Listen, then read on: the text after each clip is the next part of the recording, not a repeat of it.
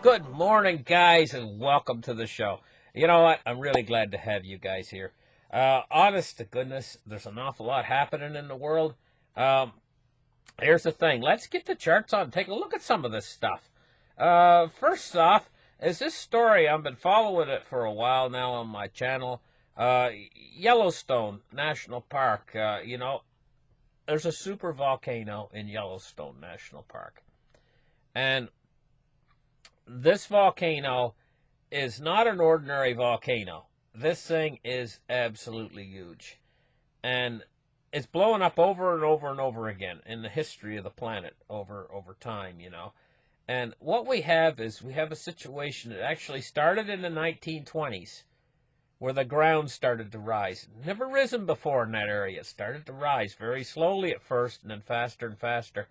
The reason why the ground's rising is hot molten rock is pushing up from beneath the Earth's surface. Massive amounts of it. It has been for the last 100 years. It's been doing it. But it's increasing in intensity. It's getting to the point now where they're starting to realize, hey, you know what? The scientists already know. NASA, a while ago, has come up with crazy kooky plans. They're going to try to drill into the volcano and all this kind of stuff. Because they have the data, and they have experts working for them. And they know what's going on. They know she's going to blow. But the question is when. There's unsettling activity there. We're probably going to have an awful lot more. Before she actually blows, we're probably going to have an awful lot more. A warning first that it's actually going to blow with major earthquakes in the area because it's such a big volcano.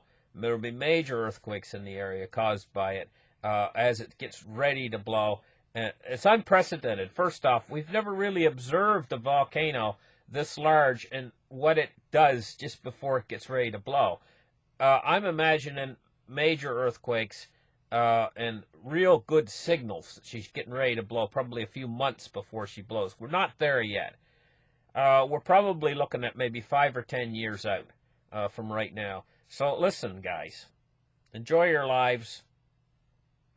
Take the kids out for some ice cream or something. Enjoy your lives. Don't get too thinking about about your retirement. You're not going to get the money anyway for your retirement. They're going to steal it from you and your IRAs and SRPs and all these crazy names for these different types of retirement accounts and stuff, where basically they want you to continue to put money in until your retirement, and say your retirement's 40 years from now. They're just absconding with your money, the bankers. They're having fun with your money now.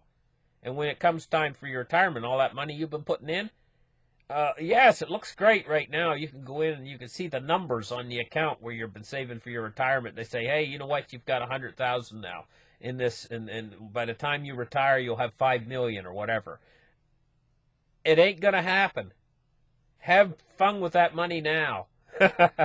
You know what I mean? I hate to tell you that, but look, magma under Yellowstone supervolcano is rising. Scientists warn an eruption could devastate the planet. Could it be possible that a full-blown eruption of Yellowstone supervolcano is not too far away? And the answer is yes, it's coming. But I don't think it's yet. I think that we're going to see, before this thing actually blows, we're going to see probably several months of really high activity in it. And we haven't seen that yet.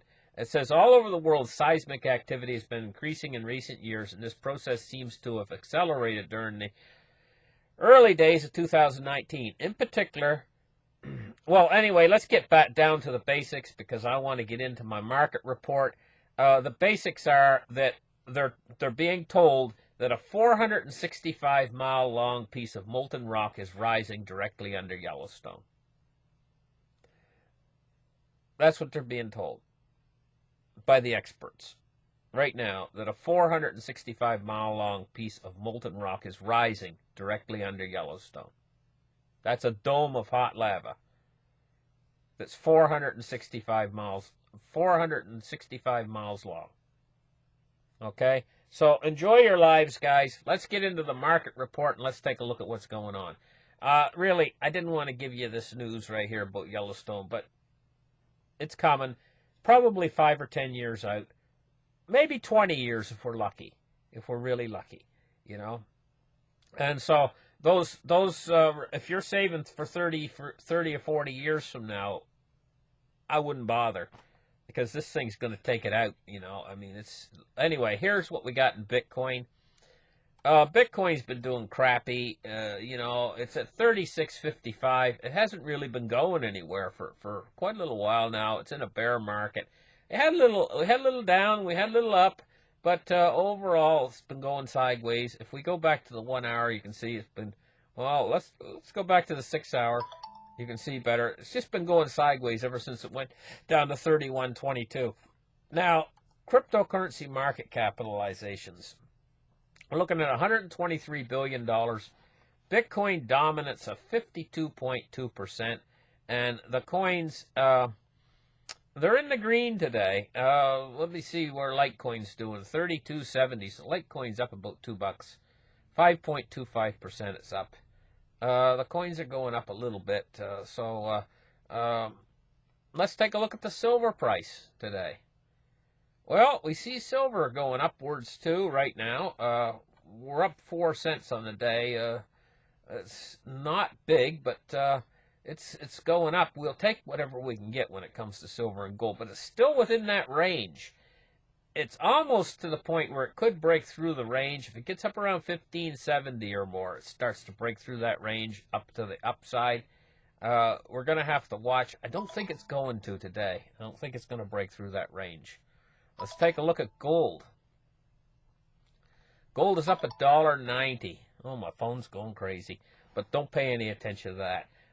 Gold is up $1.90 on the day. $12.93.10. So it's getting up near $1,300.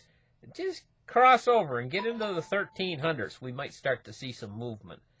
Let's take a look at the Dow Jones Industrials today. She's up 54 points on the day so far.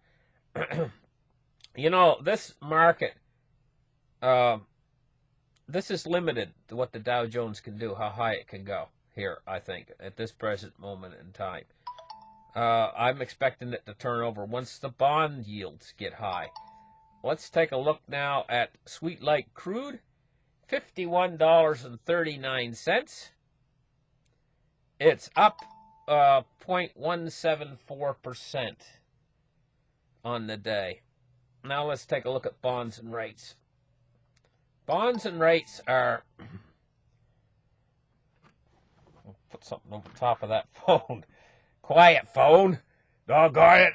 You're ruining my show. Ah.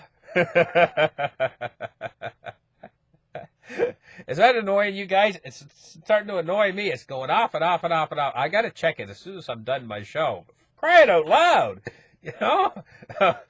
Okay. Now, what we're looking at here with the bond yields. U.S. Treasuries. 2.69% on the 10-year. That's the one I watch like a hawk. Now, we're looking at the long end. His tendency is to rise a little bit, and so is the short end, but it's the middle of the yield that's fallen a little bit today. But now, as soon as we crack 3% again on the U.S. 10-year and start to head towards 3.25, and believe me, that's coming. There's been voracious buying of bonds, and that's inflows of capital coming in to the United States because of what they're doing with their quantitative tightening. But this effect is not going to last forever, these capital inflows.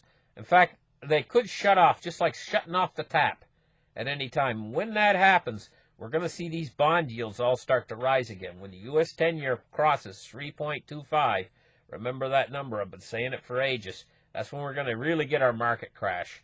You know, let's take a look here at the U.S. dollar index, 95.79 today.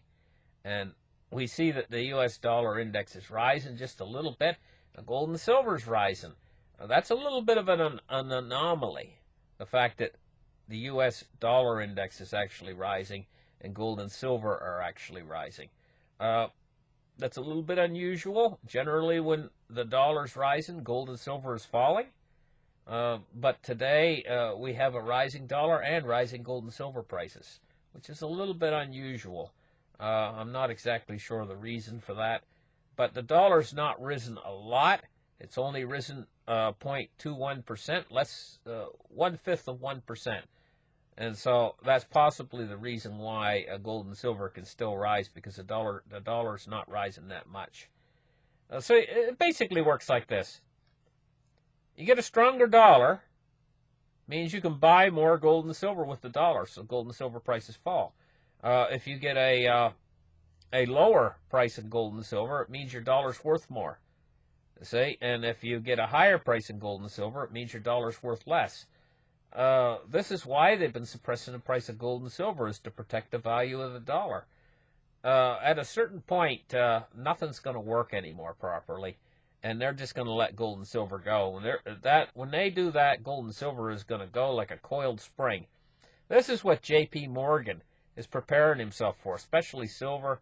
He's accumulated millions and millions of ounces of it, and this is physical supply he's accumulated, and he's warehousing it. Listen, thank you guys for listening to my show, and we'll catch you on the next market report. Bye-bye, guys.